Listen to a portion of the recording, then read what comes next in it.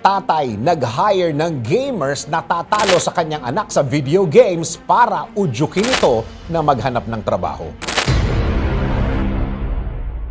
Sa labis na kaadikan sa online games, napilitan ng isang tatay na ipapatay ang karakter ng kanyang anak sa video games dahil sa kagustuhan na maghanap na ito ng trabaho at tigilan na ang paglalaro. Kung paano isinagawa ng tatay ang kanyang plano, eto. 23 anyos na noon ang anak ng Chinese man na kinilalang si Mr. Feng pero wala pa rin itong trabaho. 23 na. Sa halip kasi na maghanap ng pagkakakitaan, mas pinili ng kanyang anak na magbabad sa paglalaro ng video games. Sa katunayan, high school pa lang ay naglalaro na ito.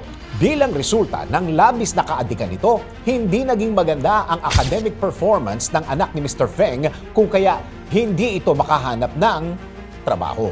Dahil sa pag-aalala sa anak, dulot ng mahabang oras na inilalaan nito sa paglalaro, nag-hire si Mr. Feng ng mga virtual assassin na papatay sa karakter ng kanyang anak sa online games dahil sa pag-iisip na mawawalan ito ng gana dahil sa sunod-sunod na pagkatalo.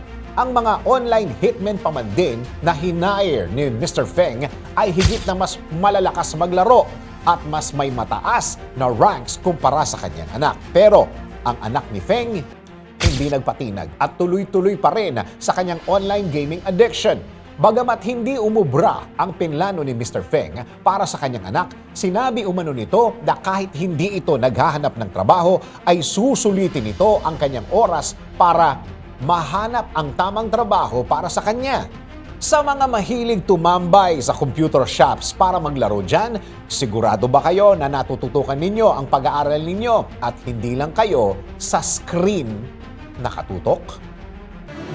DWIZ Research Report.